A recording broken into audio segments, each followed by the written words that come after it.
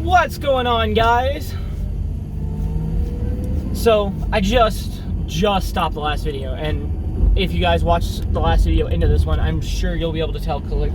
Ankle didn't change, the freaking shirt didn't change, hair color didn't change, facial hair didn't change, which is a pretty indication in my videos that time has passed, because I don't film daily, and I really wish that I had the opportunity to. I wish I had the content to. But that's not the point of today's video. So, today we're going to start a podcast. And the general topic that I want to talk about in today's podcast is car giveaways and truck giveaways and bike giveaways. Now, I've seen a ton of YouTubers do giveaways. I've seen popular companies like Omaze. I think Diesel Brothers did a giveaway. There is a Resto Mod company now doing giveaways. There's a couple of bike companies doing giveaways.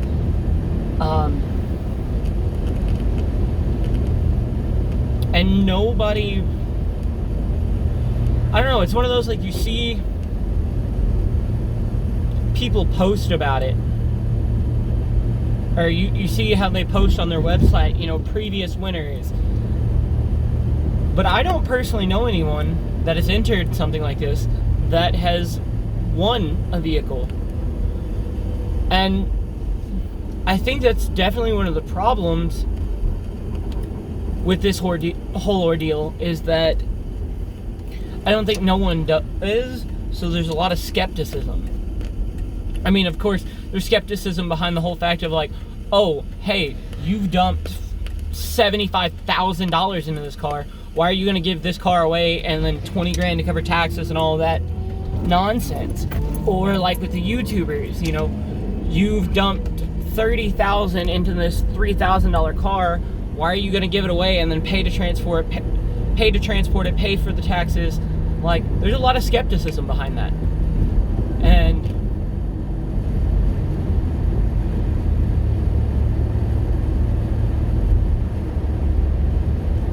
I don't know, just the idea is cool, man.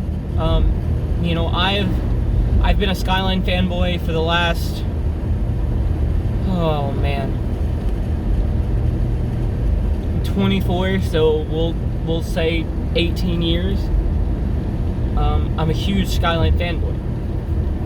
You know, who isn't? I mean, if you like JDM cars and you don't love the Skyline, like, there could arguably be something wrong with you.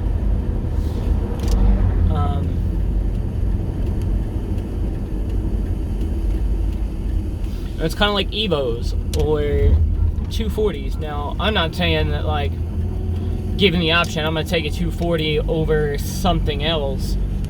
But, like, if you showed up with a JDM, now I have to be specific. I don't particularly think that I would rock a KA or a CA 240, whether S12, S13, S14, or S15. But, like, given the option of a Camaro or a newer, I don't know, 4-door Charger, I could not consciously pick the new muscle car, even if it had working AC, over the 240. Like, that's just not who I am. So that...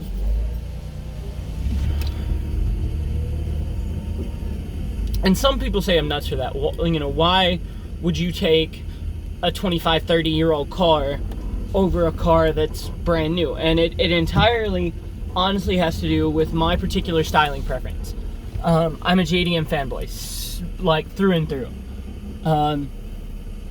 A good example is so many people talk crap on the Miatas and UNOS Roadsters, but while I don't own one, I've never owned one. I've never ridden in one. One of the cars that I've been researching for my channel, or my series Build Theory, I looked a lot at Miatas.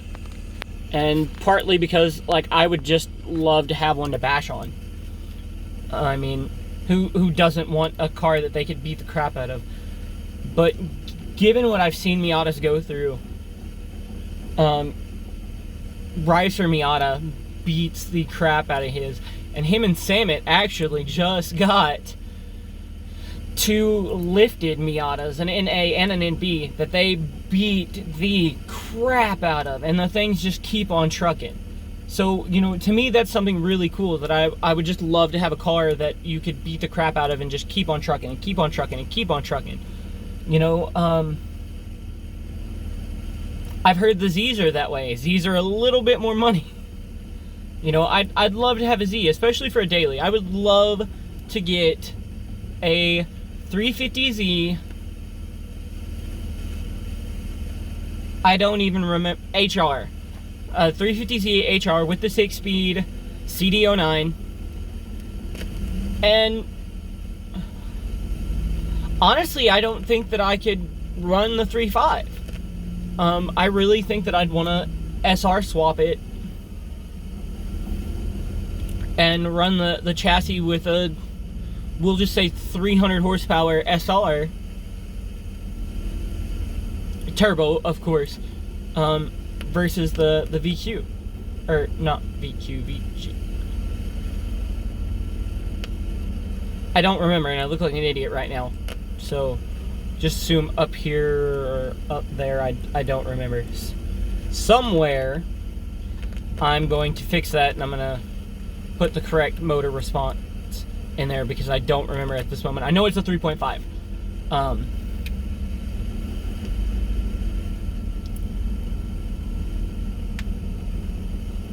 I've gotten way off topic, which is one of the reasons that I wanted to do this, and I'm really good about that, is I start at one chain link, and I go to another, and I go to another, and I go to another, and I go to another, and I go, and we end up way off, and in that moment, I was pointing right, but I was gonna say left field, because it's the phrase, but for some reason I went right. Anyway, giveaway cars, man. The whole idea is insanely incredible. But then, like, you look at some YouTubers and some other companies that refuse to do this, and a prime example is Mike Devine. Mike Devine won't do a giveaway. He had the option to do a giveaway with his Civic, and he said that he didn't like that particular insert something or another. I don't remember exactly. That entails with giveaways. Why? What don't we know about that? And I definitely feel like that's a question that needs asking, because maybe there is a detail that we don't know that we're missing out on. It's just like, I'm sure a lot of you guys don't know that you could literally pick up an index card and a number 10 envelope, and half of the giveaways out there get entries without purchasing anything. Now, of course, like, the big thing behind this is that, you know, they want people to purchase product and whatnot, because the money that they make on the product then goes into the category of paying for the car. Once they've made enough money on their products to pay for the cost of the car, everything after that is like pure profit. And the idea behind it is that this giveaway pays for the car and makes profit by increasing their sales, which they were doing anyway, but the amount of sales were lower until they started the giveaway process, and the sales go through the roof, and they can justify this huge loss off of the money that they made. But it's also a tax write-off, which is another reason these guys do that. You know, if you have a YouTube channel, every part that you put on that car is deductible, because it's the cost of business. And so, like, when you buy the car, that's a deduction, business-wise. When you freaking buy the parts for the car, that's a deduction. You pay for a dyno run, that's a deduction, because it's all content. And you make money off your content. So when they go and give that away, like, it is a business asset that is completely given away. So it is a huge tax deduction to do that kind of thing. So you would think, in theory, that they're really giving these away. They're not selling them. But I don't personally know anybody that's won one, so I can only speak off of what I know. And it's kind of one of those to be really cool kind of things.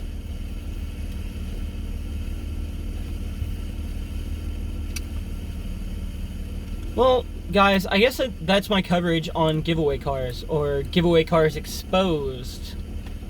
Gotcha with that clickbait title there. Kind of. I mean, exposing the information that is publicly known, but maybe you don't necessarily know all of what is available to you without doing research. So with that, if you guys like the podcast, want me to keep doing podcasts, have suggestions for future podcast topics, leave a comment down below.